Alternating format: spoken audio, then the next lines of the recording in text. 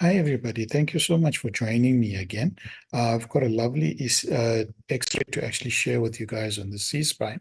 And this was one that, well, it's quite shocking when you see it actually, because even for those of you who maybe haven't worked in emergencies or orthopedics for quite some time, you can immediately see there's quite a big problem going on over there. We've actually got two issues that are happening with this patient, but we'll get into that now. So this patient, unfortunately, already came in with signs of neurogenic shock and had already lost the use of the body. So this was quite a sad case that had come in. It's not a new X-ray. I think it's about 3 months old. And unfortunately, the patient did demise. However, I didn't get hold of the X-ray until quite recently. So, it's just one that I wanted to share with you guys. So this was quite a tragic one about a husband and wife who were actually traveling late at night into Newcastle and suffered quite a massive accident. The wife also suffered quite severe injuries, and the husband was brought in neurogenic shock. At the time, his BPs were unrecordable. He had no movement from the arms downward. He did have labored breathing. There was quite a bit that was going on. And I really have to commend our orthopedic and surgical departments. They came in and they really assisted with this patient. So the reason for the neurogenic shock is for those of you who maybe haven't experienced it before. So neurogenic shock occurs because once you've got a, a C-spine that's severed, you lose the ability to vasoconstrict or vasodilate. So the default for the body is vasodilation. And once vasodilation occurs in the peripheries, then you, of course, have pooling of blood. And this leads to an inability of the blood to return to the heart to create an adequate preload. And without preload, you don't get stretching of the cardiac fibers, the myocytes, and they can't contract. Starling's law, as we've discussed many times. So this is what happened to this patient. Now, for those of you, now this is an extreme example, but it's a lovely one to look at. Now, what we see is actually two things that are going on. The first, of course, if we were to, I'm gonna try the best that I can. We're going to draw a line on the anterior part of the C-spine, all right, or what is known as the anterior line. And once we get here, we can actually see, of course, there's complete disruption of that anterior line.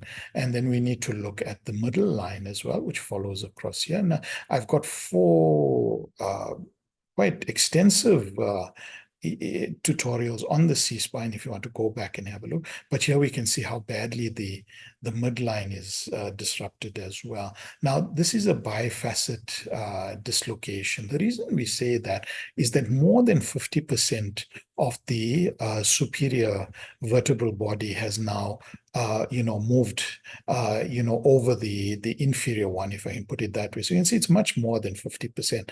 If you had to divide this line, you can see that's about maybe 55 to 45%. So this is bifacet. So normally you would have your facet sitting over here. Let me try and draw it out for you in the best that I can. So on the inferior, you have your facet, of course, that looks like that. And on the superior, sorry, just trying to find colors now, you would have your inferior facets that sit in that direction, and they basically provide a counteracting force against one another. So when you get a unilateral facet dislocation, basically there's a rotational movement of the upper vertebral body, and that rotational movement is normally confined to less than 50. You could even say less than 25% a lot of the time. But once both are out, there's nothing to prevent the superior body from moving however much it feels like. And that is, of course, what leads to severing of the spine, which is running there. And if you had to look at the posterior line as well, which is not often used in such a case, but you can see there's quite significant disruption of the posterior line. What we can also see over here is there's a widening of the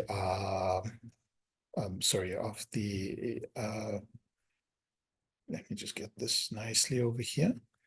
Oops, let's just put that there. So we can see there's widening of the intervertebral space over here. So it's, there's been movement of C7, which is the one that we're looking over here. So C6 has moved forward. C7 has also dissociated from T1 here at the bottom. So there's been quite a heavy movement of this. So the question would be, what would actually lead to this? And there's quite a few reasons why this could happen, although this is generally considered a hyperextension injury. It can also occur with hyperflexion. And in this case, I think it was hyperextension. So the entire head moved quite heavily backwards. Now, we normally have headrests in our cars, and that's why they were developed, but it could have been a combination. The head could have moved back and moved forward. It was quite a high velocity impact. The wife, as far as I remember, had multiple abdominal, chest, and C-spine injuries, although she has survived. But the husband, unfortunately, like I said, did demise eventually, following this injury. And the spinal cord that you've got now running behind the vertebral bodies over here, as you can see, there's no way it's going to survive something like this. So you can, if you are more interested in the orthopedic side of it, of course, go into the classification. So I think it goes from 1 to 7. It's a long time since I've looked up the classification, but I think this would be trending towards number 4 or number 5 in the classification. Can't remember the classification's name, but it's quite a severe, a dual bifacet dislocation of the C-spine. So the question is, if you do get a patient with such an ominous thing, what do you do in the emergency department? Because let's be honest, we can't correct this. What we can do is look at a treatment of the neurogenic shock. So how do we treat the neurogenic shock?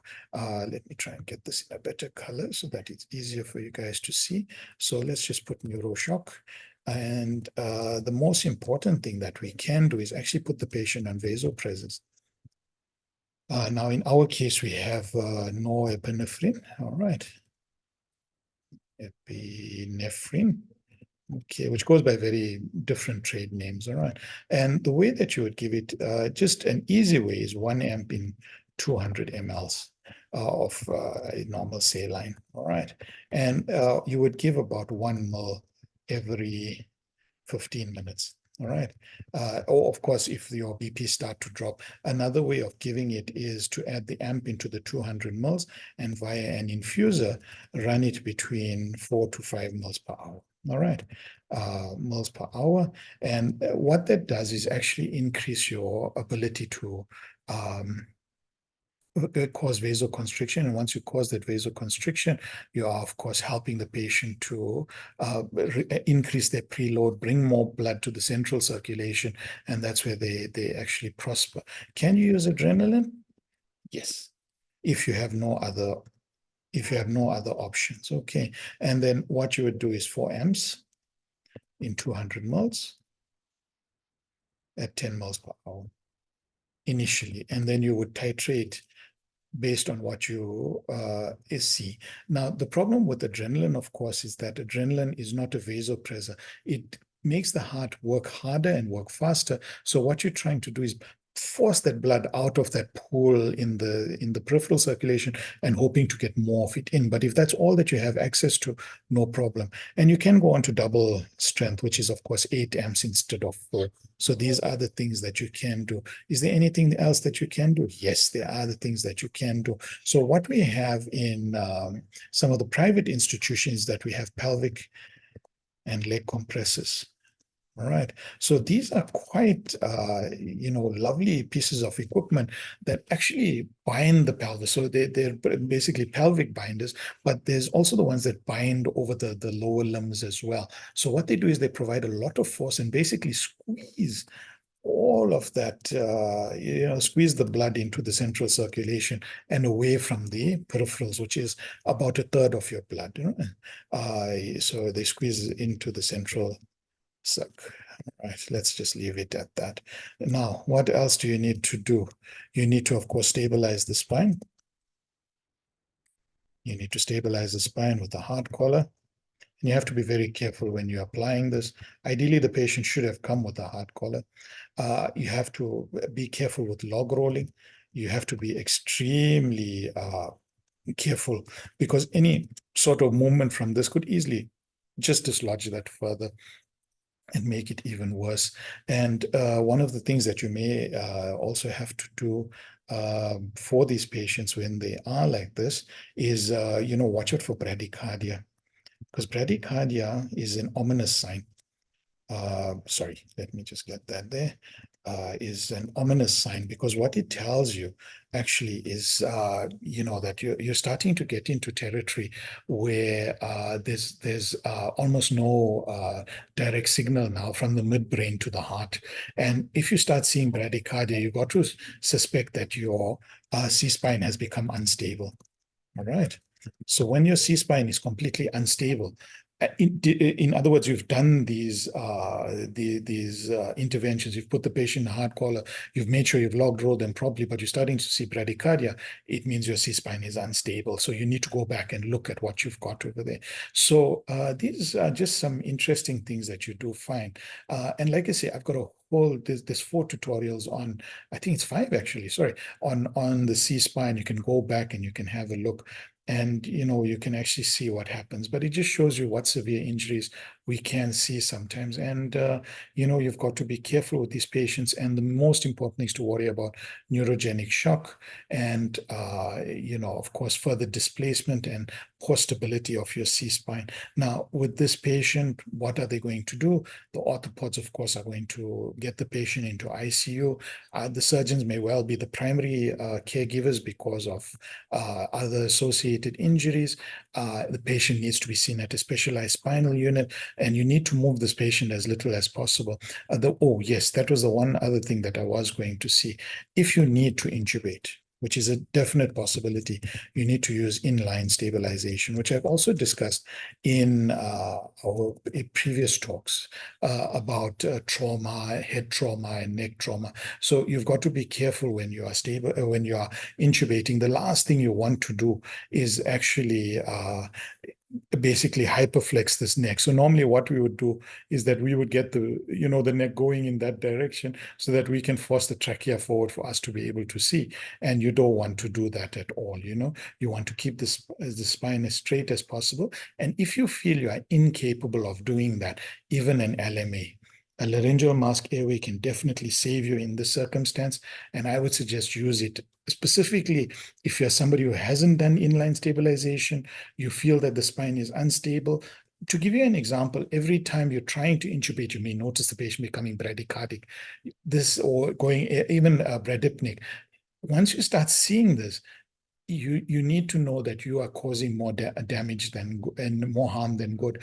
And LMA may well be your best friend in that case. Don't run for surgical airways. It's not the best idea in the emergency department with these patients. So simply because of the amount of pressure sometimes that you have to place in these areas. So an LMA is probably your best bet. You try and get peripheral lines. If your patient is in neurogenic shock, don't overload them with fluids as well. It's very tempting to do it, but remember, they very often don't have the capacity to actually manage that extra fluid, and it tends to pool in the lungs as well, and they can very quickly go into pulmonary edema and pulmonary congestion. So I hope you guys enjoy this. Just a short one. Of course, we can't cover everything in one little session, but I hope you guys enjoyed it, and hopefully we'll have another one soon. Keep well. Bye.